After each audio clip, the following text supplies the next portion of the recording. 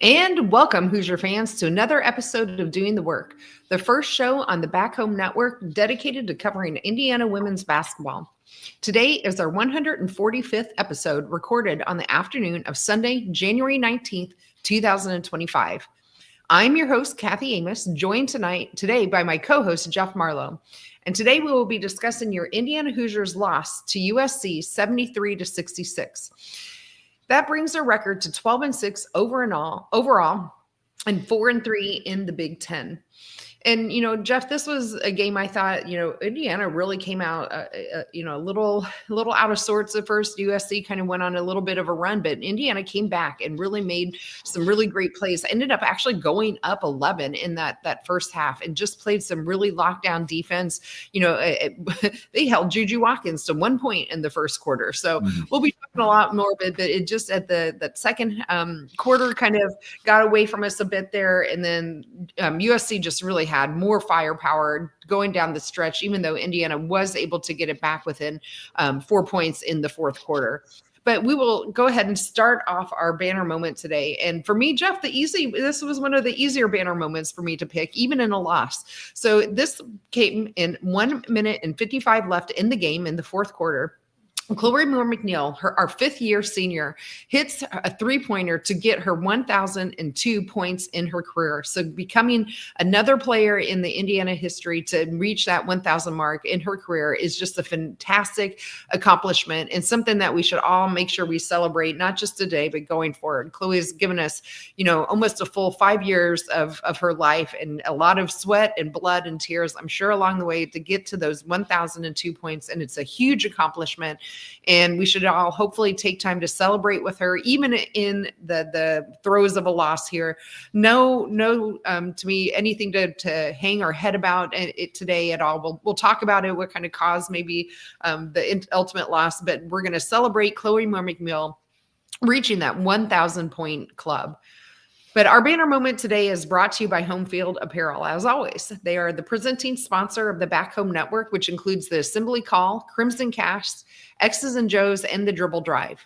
Home Field is constantly releasing new schools or updating their products for other schools in their existing line. So you're bound to find anything for you or anyone else in your life that loves great collegiate gear. Not only do you get great quality apparel, but you're supporting an Indiana-based business that has its roots in the Kelley School of Business. So go to homefieldapparel.com and use our promo code HOME23 to get 15% off your entire first order. Again, that promo code is HOME23 for 15% off. The website again is homefieldapparel.com. Wear one for the team.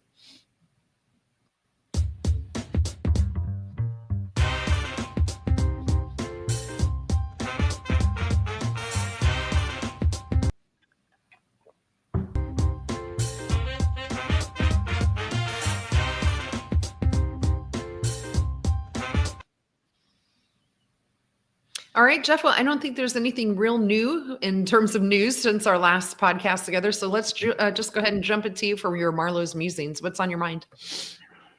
I'm not for moral victories, but I think this is a game that you feel like you can take a lot of things away from. Do they have to hit some more open shots? Yes.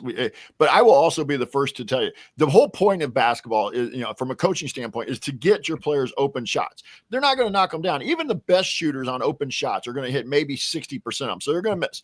And right now you got a couple that are struggling to hit shots and open shots, but you had open shots and against a high quality team. I mean, this was a USC team that came in today ranked number 4. They've gone to Stores and won on the road. They've been several teams or I should say several, 6-0 coming to the Big Ten. Many of those games had been 20 plus blowouts. So for IU coming off the game they did on Thursday against Illinois, where they really struggled in terms of having energy. And then today I thought after the start, Kathy, I agreed with you. I thought the first 3 minutes, they didn't get buried right away.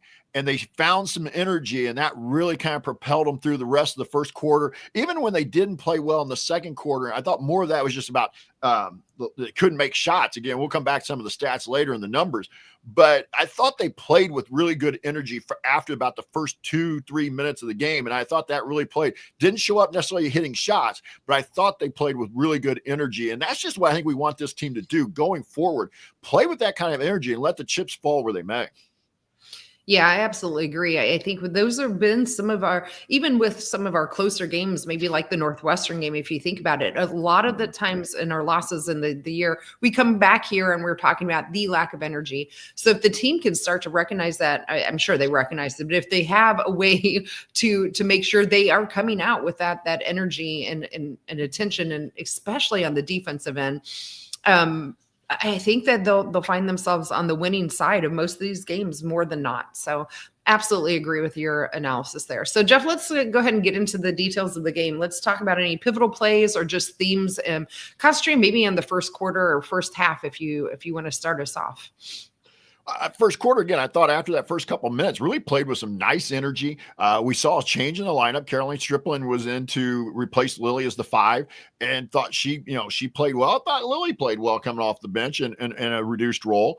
But I just thought that first quarter, like I said, they didn't get buried. That USC has the ability. They got the talent level with that kind of start where IU kind of struggled. They could have been up 12-2, 14-2, and then you're really kind of buried. They weren't buried yet in that first quarter, and then they found their energy and they started hitting some shots. And next thing, but by the end of the quarter, they've got a 19-14 lead. So it really was, a nice last 7 minutes or so, maybe 8 minutes of the first quarter, where I thought they played, and I thought they played pretty smart in that first quarter. Not that they didn't play smart the rest of the way, but I thought they did a nice job. That if they had transition opportunities, they took advantage of it. If they didn't, they really worked the shot clock to really try and limit the number of possessions that USC was getting. Because we had talked about in the preview coming out of the Thursday game that this is a USC team that averages 80 plus, and I thought the coaching strategy and from that standpoint was really good. Yeah, absolutely. Yeah, I'm glad you mentioned Striplin starting in place of Lily. I thought she did a nice job coming out early in keeping Kiki Irifin really in check for the most part. And Chloe started the game on Juju Watkins. And as I mentioned during the kind of quick overview, we held Juju. They held Juju to 1 point in that first quarter. And it wasn't Chloe on her the entire time. They had a couple of other folks that were playing on her. Lexi Bargesser came in and played some defense on her as well. We forced some turnovers, but yeah, what happened is we ended up going on a nice 12-0 run over just about 3 minutes, not quite, that finally got ended by some free throws by USC. And, we can really talk about it. I thought there were just a lot of fouls called in this game, and that was just kind of the start of it. Sydney got her second foul at 1:22. But overall, holding Juju to 1 point and USC to 14. And as you mentioned, USC was averaging 85 points per game. So we can talk a little bit more about the defense, but I think the defense in particular helped us go on that 12-point run and really kept us in this game even down to the ends, because we were still struggling a bit on offense. So maybe with that, maybe we can talk about the second quarter a little bit, because I think that kind of, we started out really great on a 7-0 run, but it just kind of ended with USC 3 hitting a USC 3, which was their first field goal in over 9 minutes. And they just went on a run after that in the second quarter to go up in the half there. But what kind of thoughts did you have in the second quarter as we watched it unfold? No, it was a game. It was a quarter of 2 runs. Like you mentioned, Indiana jumps out to the 11-point lead and they're up 25-14, but then the half ends 38-32. So from there, it's a 24-7 run over the last, 6-7 minutes. So part of that, we end up bringing her in. But again, I think this is where some of the foul came in. You had Striplin end up with 3 fouls in the first half. And they took Sid out, which again, we love Sid, but we also know that sometimes Sid picks up some tough fouls, or sometimes she's not always trying to protect herself from getting a third foul. So they took Sid out, and she was out kind of while that run was going on when we made the run. And then as they started making the run, we brought her back. But I really felt like Sid not being on the floor showed up there in that period, because it allowed them to kind of, once they got some confidence. And that's the thing about this USC team. They're so talented. I mean, when you look at what they got with Irifin and Watkins, obviously is the 2 best players and 2 of the best players in the league, not let alone the country. You're going to have talent. You're going to make shots, and they just can kind of get the ball rolling down, kind of like an avalanche. You just kind of take a snowball and it rolls and it just keeps building and building and building. But the fact that we able to at least stay within striking distance, we didn't get down 10, 12, 15 at the half. We were only down 6. So we stayed in striking distance. I thought that was pivotal, that even though they went on that run, the fact that we'd been able to build enough cushion kept us in the game at halftime. Yeah, I absolutely agree. I had very little qualms with the first half. Like you mentioned, though, the fouls. We had 4 players at halftime with 2 fouls, and then Caroline Striplin with 3. So we were definitely flirting with some foul trouble there, especially when we're not playing a whole lot of our bench. Although we'll talk about the bench here, I think, when we get to the notable numbers. But let's continue on then talking about the second half. So I didn't have a whole lot in the third quarter to talk about. USC really came out.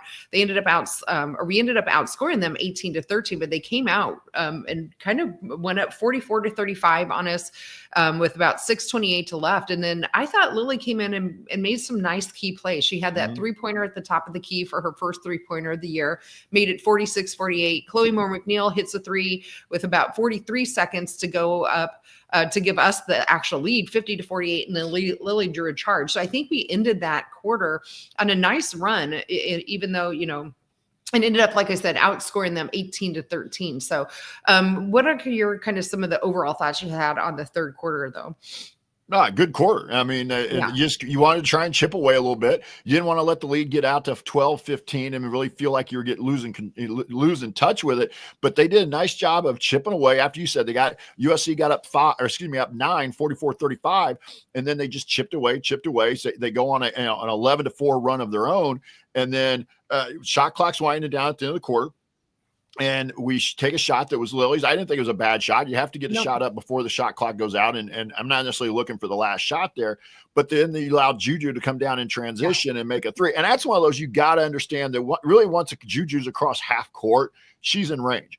I'm not looking for you to get up in her grill and foul her, but you got to challenge a little more than we did in that transition there. But so Juju hits a 3 that really ends up giving USC the lead. It was 50-48 at that point. In fact, really, if you keep going that out, Indiana was on about a 15-4 run, and then Juju hits the 3 to give them the 1-point lead at the quarter. And then just, you're thinking dogfight from here. Yeah, absolutely. And that's what it turned into as we got into that fourth quarter, so we came out and Sydney hit a 3 to start that quarter to let us go up 53-51. But boy, we ended up with, USC just has so much firepower. All 5 of their starters ended up with double-digit points. And we ended up down with 6 minutes to go for another kind of danger zone with a long scoring drought for us. We went 5 minutes in that quarter with no field goals. But now we did hit some free throws, which was pretty key. That kind of kept us in there. And then we hit that huge shot. We got that huge stop and forced a shot clock violation with 52 seconds to go. That got us within 4. And that was just really about where USC kind of held us. And they just hit some of those shots down at the end with their talented players and ended up with that 73-66 victory. But overall, USC did outscore us by 6 in that fourth quarter. But again, like our defense, I thought was actually really pretty good. It just that, we had a couple fouls that put them on the line. But anything stand out for you in that fourth quarter and how the game kind of ended today? Well, it was one of those. I'm trying to pull up the football here a little bit now that I was watching the end of a men's game. But they had Sid hits the 3, like you said. Then she follows it up with a 2. But in between there, this is one of the things it sometimes frustrates me when I'm watching as a coach. And I understand things don't always work the way you want them to work in the game. But they had a possession there where Sid hit the 3. They come down the floor. Sid's going to be open for a 3 in transition. Shea doesn't get it to her in time. She takes one extra dribble, ends up actually dribbling into a defender, which disrupts the timing. Then now they break it down. They're in the half court. They're in their secondary offense. And Sid's literally on the other side clapping. She's in the corner camped, and they wouldn't swing her the ball. And I was just like, man, she just hit one. We've been struggling to make shots at times. Swing the ball to the kid that just hit the shot. They finally got around to her, and she hits a 2. Then the next possession, she airballs a step back 3. And then, like I said, Sid missed a couple. She missed 2 free throws in a row that really that hurt, because I think it would have got us back within 2 or 3 if she'd hit them. I'm losing track of what the score was at that point. But the shot that Yarden had down 4 after they got the shot clock violation, I didn't like that shot. I just felt like a kind of a kind of a 1 foot step, fade away wasn't what we were looking for there. And so that, but once you missed that, then you were going to have to foul because the clock was down to under 30 seconds and you were going to have to lengthen the game out because you needed 2 more possessions. So, but even then USC missed a free throw, 71-66. And then I think we missed a 3 at the other end. And then the rest of it played out the way it did. But I was really, I thought fourth quarter again battled. We're going to talk about some of the numbers. It just, again, couldn't make open shots when we needed them. And sometimes we didn't get it to the person who had been hitting shots. That's right. Yeah, that's right. So this is a great place then, Jeff. Let's transition into notable numbers because I think we can get into the numbers now. And I think there's one in particular for me that ends up telling the tale of the game. But why don't you start us off and tell us some numbers team-wise to start with. I'm going to start with us, and I'm going to go the second quarter and the fourth quarter. Both quarters shot 4 for 13, which is 31%.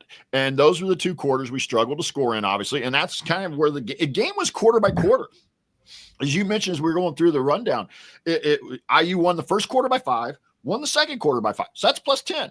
But they lost the second quarter by 11, and they lost the fourth quarter by 6. That's minus 17. There's your difference. And it all came back to shooting. They were 4 of, like I said, they were 4 of 13. So if you combine those two, second quarter, fourth quarter, that's a half of game. They were 8 for 26, and from beyond the arc, then they're 3 for 13. So it just, the inability to make shots when you're behind, the inability to make shots to kind of keep a run going showed up there. Yeah, absolutely agree.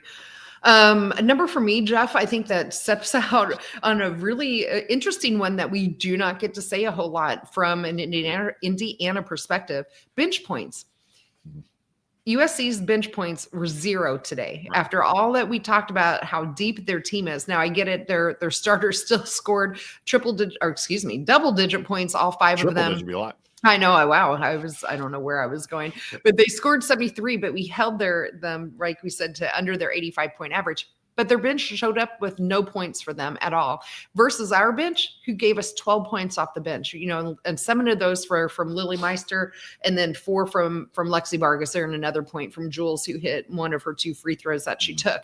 Now, our bench didn't play a whole lot of time. We were basically seven players deep with Lexi and Lily Meister, the only 2 getting double-digit minutes. But, you saw about the same from USC. They only had 1 of their bench player with double-digit minutes. And so, if we're looking at the bench battle, I feel like our bench actually gave us, really good production today. That I'll take 12 points from our bench in any day of the week for sure. Yeah, my next number, and you kind of mentioned this already, but points off turnovers.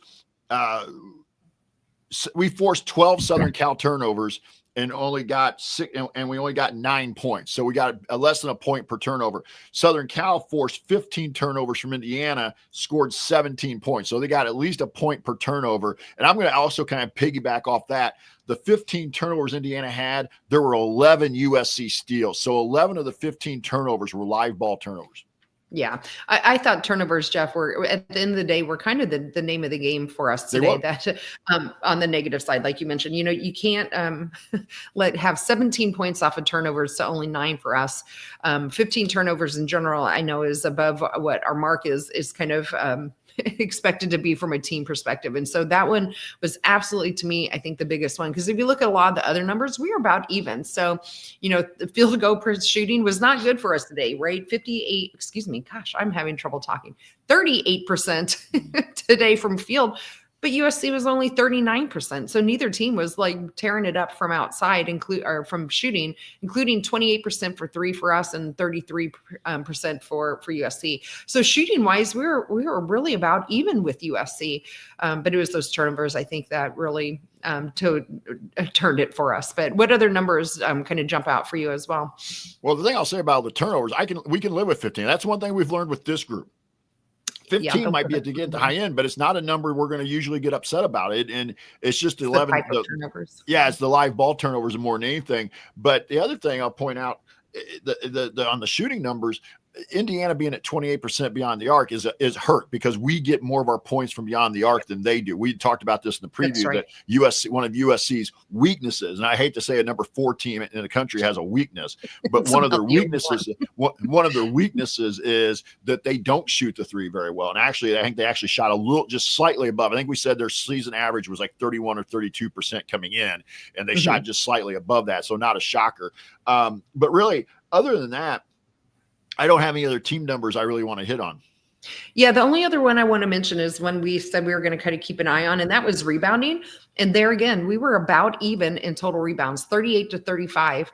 And then, that, of course, I also like to go with that, the second chance points, 5 for them and 6 for us. So neither team were really tearing it up on the offensive rebounding side, 6 and 6, and neither team really put it into second chance points. But, again, and the number 4 team in the country came in, and we're not historically a strong rebounding team. And, they only out rebounded us by 3. So I was really thought that they played with a lot of grit and hustle, getting those boards.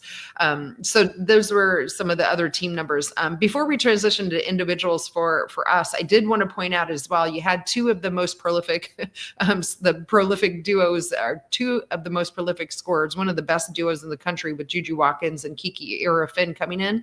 We held both of them to under their average, which is one of the keys that you mentioned as well, that you wanted to make sure we kept them at or below their average. So Juju was averaging around 26 points in the per game. She had 22.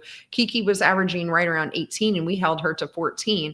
And we kept both of them off the boards, which is pretty good as well. Neither of them had any double-digit rebounds. Only Ryan Marshall had double digits and a double-double for them. So overall, again, I had no problem with our defense. It just, at the end of the day, like you said, I think the biggest difference were those live ball turnovers. So you mentioned no other team numbers, Jeff. So why don't we go ahead and transition then over to our individual scores, or awards. So we'll start with Game Ball, and we can talk about some of the individual performances during this. So if you're watching on YouTube, you can see this, but I'll go ahead and read that numbers that we have. So Shea Chesky, Yarden Garzone each have 4 Game Balls this year.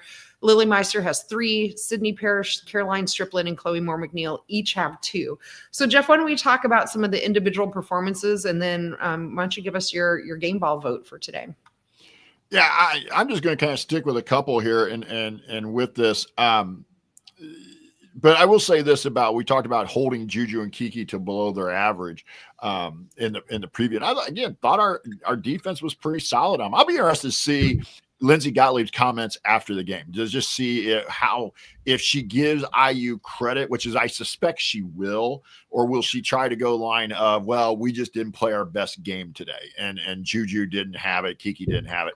But my suspicion is Lindsey's going to give us a lot of credit, and rightfully so, because I think they know that they came in and got a win, but that they had been in a battle. And honestly, if you're USC, you need some games like that. And we used to say this about IU a little bit when we were over the last 2-3 years. We didn't want every game to be a 20-point blowout, because there's going to come time in the NCAA tournament where it's not a 20-point blowout. You've got to be able to win those tight games in the tournament if you want to advance. And I'm not saying they can't win those, but if you have a long stretch of games where you're just used to kind of coasting, so I'll be interested to see what Lindsey Gottlieb has to say. I'm really going to focus on one person here with the Game Ball, because I just felt like maybe the numbers as I kind of look at the stat line, there may not be as total as somebody else. Yarden had 10 points and 9 rebounds and 6 assists. But there's still times I felt like today Yarden just disappeared. Whereas I felt today the only person that really kind of had the attitude, I'm going to put this team on my back, was Sydney. And Sid finished up with a double-double, 16 points, 10 rebounds, and in 34 minutes. So I'm going with Sid for my Game Ball. Typically, Jeff, I would agree with you. If you look just at the game, I agree. For me, I thought Chloe made a huge impact on both ends of the floor, mainly on the defensive end. I thought her defense in particular was really fantastic today. I thought she did a nice job of kind of directing some traffic along the way as well. 13 points for her. I know she didn't lead the team, but I'm actually going to vote for Chloe. It's hard for me when somebody gets to 1,000 points. I really think that she deserved that Game Ball. she's just given us so much over her career, and she did it again today, going 5 of 6 from the line. I could have liked to seen a little bit more aggressiveness from her here and there to get a little more shots off than the 8 that she had actually. But for me, I'm going to go ahead and vote for Chloe Moore McNeil for my game ball. So we'll throw it to our workaholics, and we'll see what kind of votes we get in the chat here. But while we wait for them to vote, why don't we go ahead and talk about the hardest worker here? So again, we'll talk hardest worker numbers, which is a great problem for me to have to rattle off all these names with all of our games so far. So Yarden Garzone, Chloe Moore McNeil both have 4 this year. Sydney Parrish with 3, Lily Meister with 2, and then we have Caroline Striplin, Shay Chesky, Jules Lamondola, and Henna Sandvik all have won Grace Berger Hardest Worker Award. So so it looks like I'm getting outvoted here. So we'll give Sydney our game ball. By the way, I've been told it is not a career ball, but a game ball. So I should keep that in account as well. So fair enough. Thanks a lot. Also, we'll go ahead and give that to Sydney Parrish here today. So, but go ahead, Jeff. What do you have for Grace Berger Hardest Worker? Well, I already talked about Yarden a little bit here. You could bring her into the discussion on the hardest worker. I think Caroline Striplin gets some mention here. 10 points and 3 rebounds.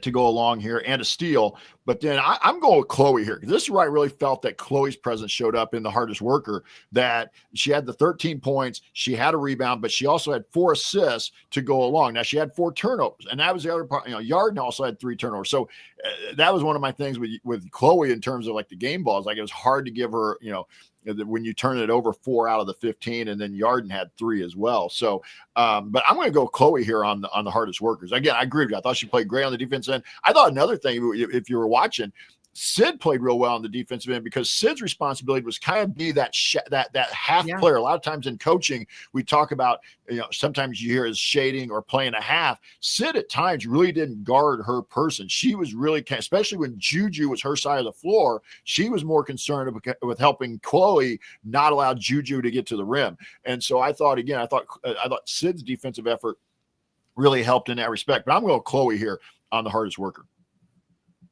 Yeah, so I was going to vote for Sydney. I'm going to go ahead and do that since I gave my vote for game ball to Chloe Moore McNeil. Totally agree, though, with you, and we already have some votes in our chat here for Chloe. So Chloe's going to definitely get our Grace Berger Hardest Worker. So that puts her in the lead for Hardest Worker this year with her 5th one. So Jeff, before we get into the numbers watch, let's talk about maybe a couple other folks we haven't talked about in depth. And I'm going to start maybe with Shay Chesky. I thought Shay Chesky was, again, we've seen some inconsistencies from her this year from game to game. And this is another one where I just feel like we didn't get the best Shay that we really needed in a game like this. She ended up with only 5 points on 2 of 6, shooting 1 of 3 from 3-point land. But the turnovers, to me, were really glaring, especially the first couple in the early quarter there. And again, I get she didn't necessarily lead the team in turnovers, but they just seemed to be timing wise some of the more egregious ones. So what were your thoughts on Shay's play today? You hit the nail on the head. She wasn't very good.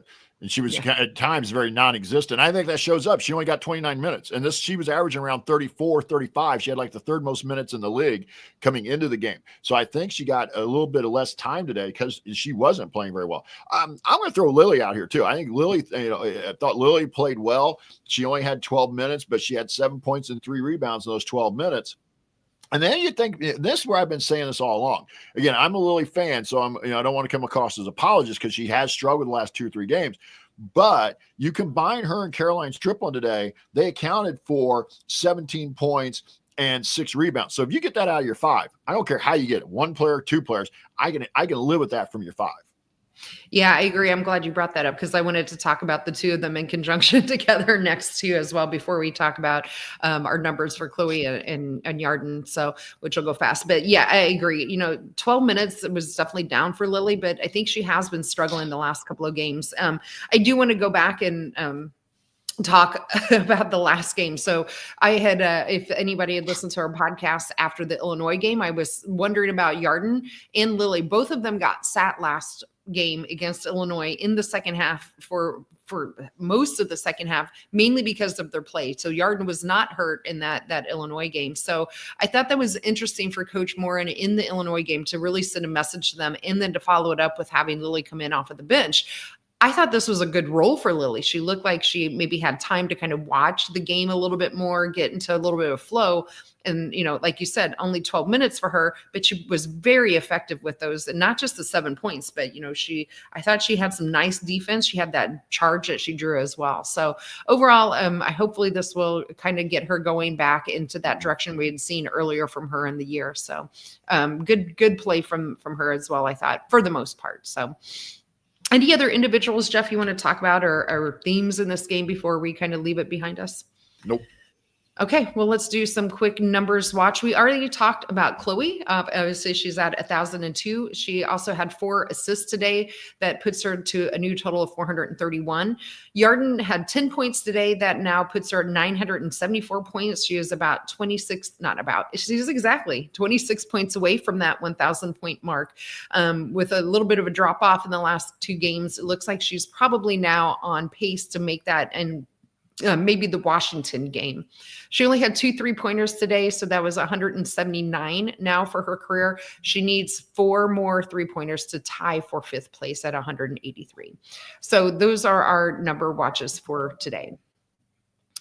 So with that, we're going to go ahead and transition over to our upcoming game. So we have a bit of a layoff here, Jeff. We don't play again until this Friday. It is going to be a late game. I'm sure they're giving them that time because they are traveling out to their first West Coast game. They will be playing at Oregon on Friday, January 24th. That game will tip at 9 Eastern or 8 Central and will be aired on Big Ten Plus. In terms of history, we haven't had a whole lot with Oregon. We did lose to them in 1984 out in Portland. We also played in 2018, 2019 in the second round of the NCAA tournament. We were a number 10 seed to a number 2 seed, and we ended up losing in that game. That was when they had Sabrina Ionescu playing for them and Allie for us. Allie had a good game. Their coach is Kelly Graves. Yeah, and Grace, that's right. She was a freshman, had 11 points in that game. In terms of coach, Kelly Graves is the coach. They will be entering their 11th season at Oregon and 28th season overall.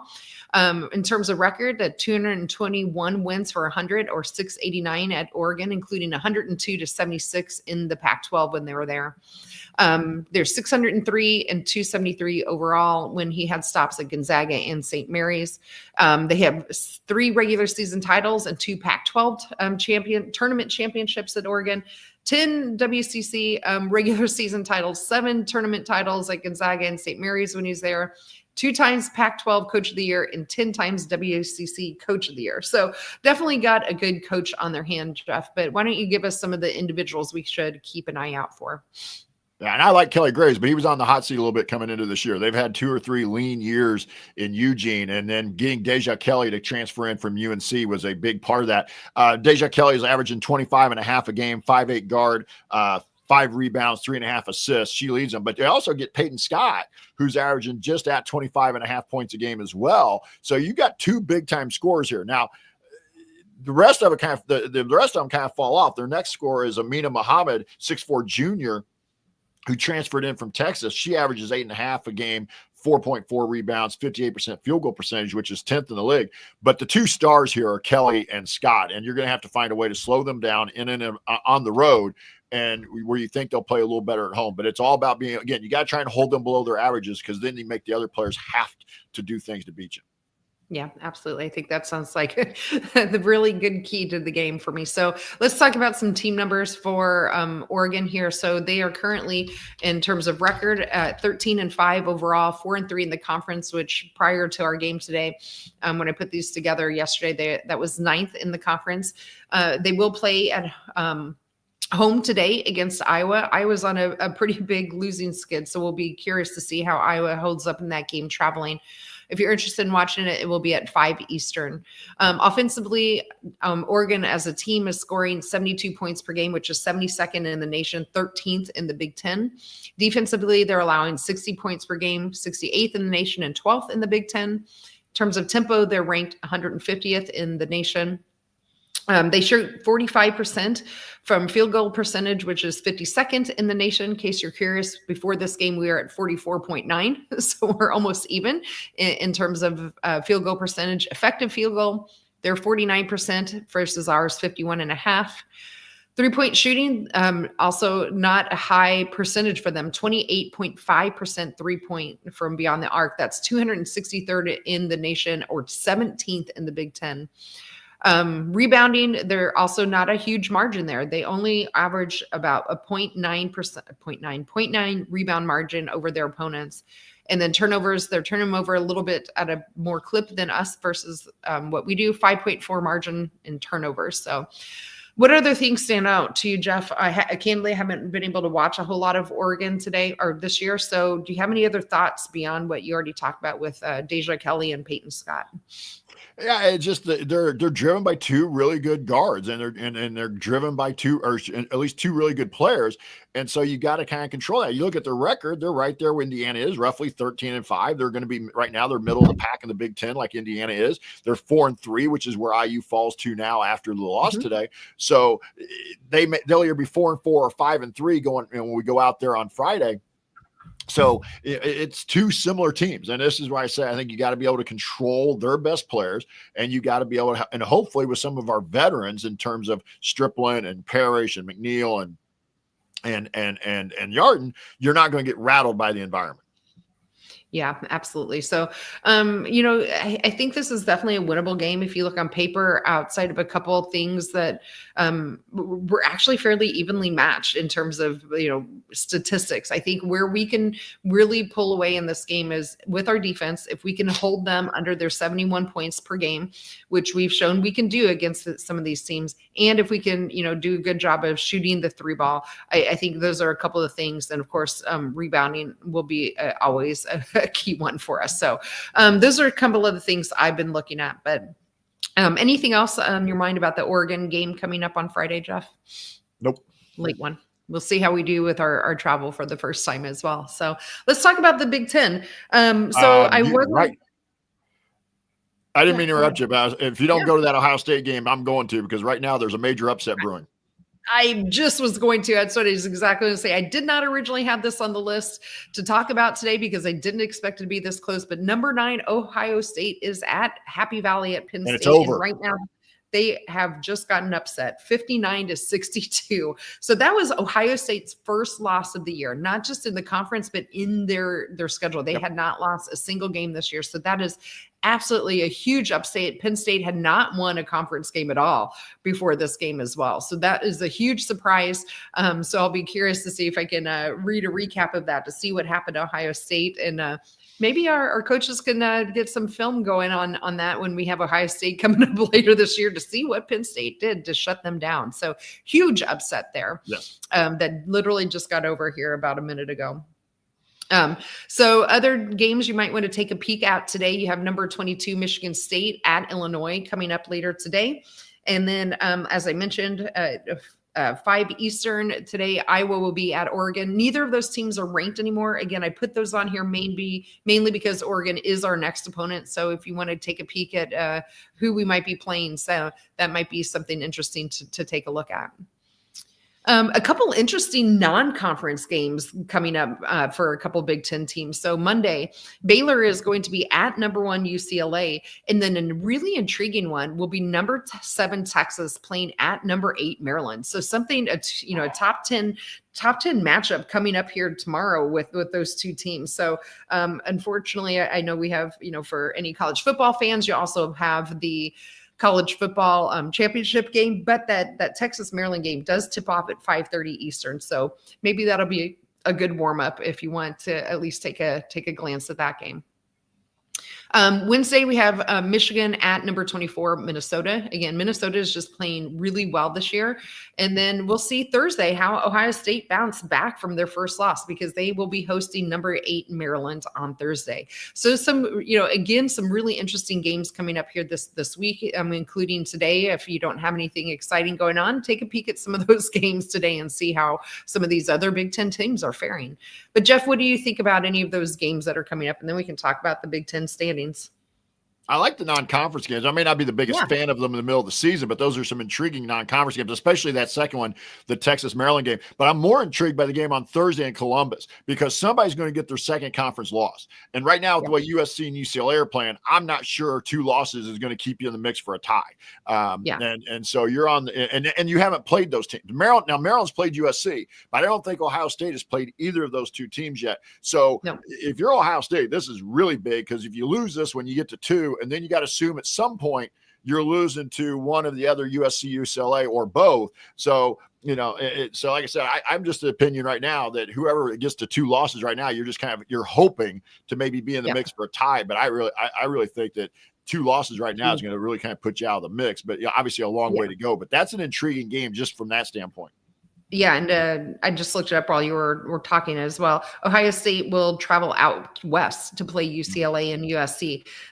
Those games will be on the 5th and the 8th, respectively. So, I think it's to your point. If Ohio State wants to try to hang with those 2 teams, it's imperative that they don't drop another game. So let's go ahead and just transition then into standings here, Jeff. So hard to keep up, but now we have 2 teams tied at number 1 at 6-0 with UCLA and USC. And now you have 2 teams that you mentioned with 1 loss, Maryland and Ohio State. And then you have Nebraska at number 5 at 5-2, and then tied for 6 at 4-2 are Minnesota and Michigan State. And then, of course, you have Indiana. There's a whole slew of people at 4-3. Michigan, Oregon, Washington, and Indiana are all at 4-3. So, it's kind of shaping up how we expected. USC and UCLA maybe are starting to pull themselves away from the league. Maybe with that Ohio State loss, we'll see again, like you mentioned on Thursday, how they rebound. And then you just have this mess of teams kind of after those 3 and the big surprise, maybe not a big surprise, but you also have Maryland up there at the top. And then you just have a big mess of teams kind of squished in the middle there. Any other thoughts? I did update if you want to talk any of the net rankings. We have, quite a few teams that are ranked in the top 40 in the net. And I haven't looked at bracketology, but the last time we did, I think they were projecting 10 to 12 teams from the Big 10. Yeah, Indiana was a 9 seed. Yeah. So I'm not too worried about the net. I think our net's going to stay right about where it is, unless we get blown out in a couple games. But I don't think there are teams other than Ohio State. I'm not really sure who's left on the schedule that theoretically should just run us out of the gym. We battled USC and UCLA already, so those teams. With it, but I am interested. I will update kind of strength of schedule here. Again, you look at some of the strength of schedule. USC coming into today was 2nd. Purdue's 4th. Now here's an interesting talk about Big Ten. Purdue Purdue has to be in that rump right now, that lump of being one of the most, if not one of the most disappointing teams in the league.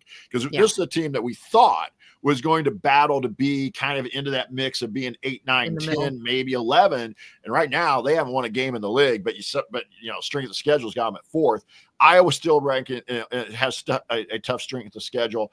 Indiana is 7th coming into today. And obviously that's probably, going to kind of continue to go up now, at least after this game.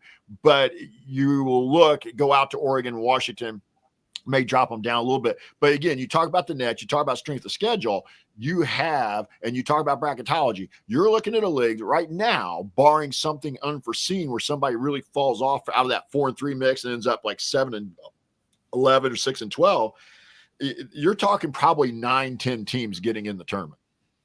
Yeah, I think so too. I know somebody had asked me in our Substack community if we felt we were in danger of not getting into NCAA tournament, even after, I think it was after the Illinois loss. And I'm not because of that, but we still have to take care of business. We probably, we can't regress and go back and have another home loss at this point. That home loss to Illinois, not a bad loss in terms of the fact that it was Illinois, but it was bad that it was at home. Right. We have to make sure we take care of home court advantage here. And we're going to have to go make sure we go out on the road and maybe we steal another one like we did against Iowa here last week. So overall, I like where we're sitting. We're about where I expected us to be. And it kind of lightens up for us, like you mentioned, from here on out, but you still got to take care of business. 2-0 would be great this week out on the West Coast, going out to the upper Northwest, to the Pacific Northwest.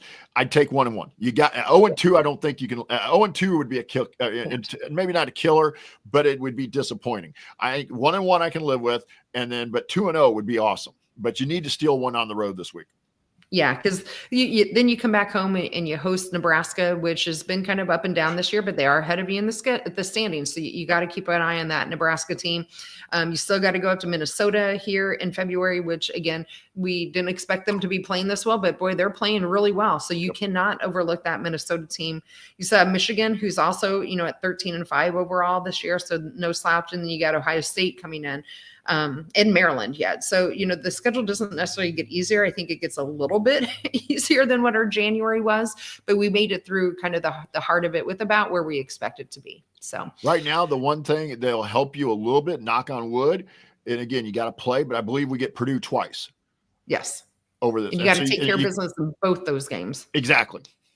Yeah. You can't let them sneak in on you on either of those games and steal one away. So, correct. Well, with that, Jeff, why don't we wrap it up and give our final thoughts? And again, since I'm hosting, I'll let you go first. What's on your mind to wrap us up today?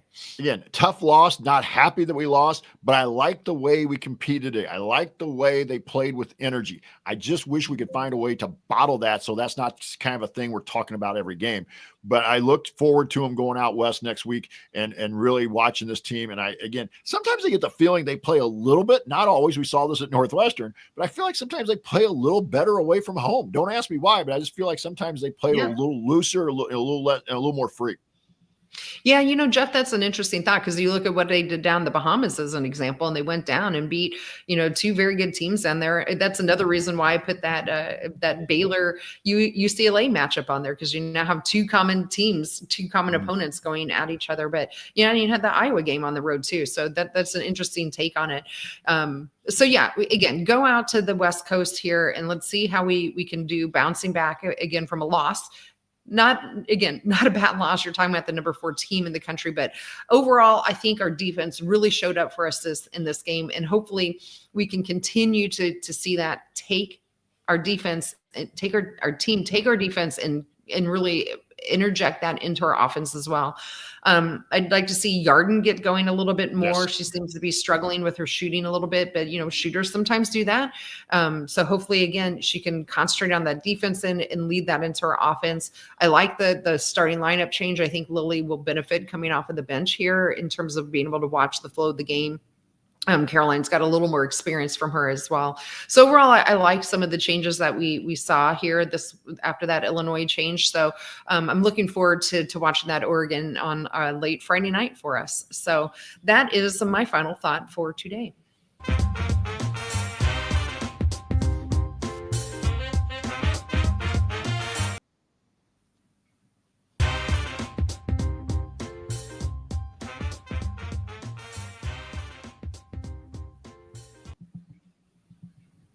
All right. So we talked about what's up next for the Indiana Hoosiers, as well as a couple of Big Ten things. But for Jeff and I and the Doing the Work show, we will not, unfortunately, be able to do a post-game show again live after the Oregon show. I'm not sure how many people would be awake for it anyway. So instead, we will return on Sunday, January 26th, and we'll recap the Oregon game. That podcast we're going to do this time instead of the evening, we'll do it late afternoon. That will be 5 Eastern, 4 Central. If you want to join us live and be part of our live chat, we'd love to have you with us. So mark your calendars if you want for that, or listen to us after the fact. But either way, we will be back on Sunday, January 26th. And if you do want to be part of the live show and part of our live chat, make sure you subscribe to our YouTube channel at youtube.com/@BackHomeNetwork. You can be part of our private community as well. Find out more at assemblycall.substack.com. Special thanks to John Ringer of Riggs Design for designing our logo. A big thank you to Bob Thompson for the music you heard throughout the broadcast. Most of all, thank all of you for listening, whether live or after the fact. We love that you're part of our community. So we'll be back to talk IU hoops again with you in 1 week next Sunday. But until then, keep your elbow in, your eyes on the rim, and let's go Hoosiers.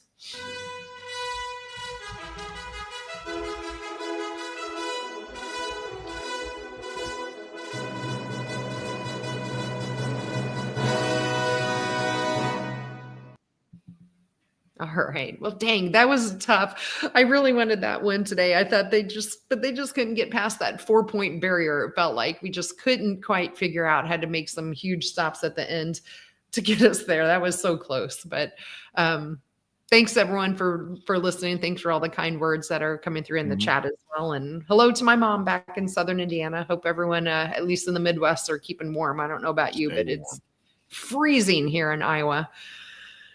I'm not sure we're too bad here yet. Yeah, it's 6 degrees here. So it was 12. It was 12 earlier in Rensselaer. So, it's like, when I got up, it was -2. So neat. Yeah, but that's what I get for living in Iowa, I guess. So nothing there to stop the wind. That's exactly right. And there's no corn up right now. So hey, everybody. All right. Good night, everyone. Take care. Enjoy the rest of your Sunday. Yes, absolutely. Take care.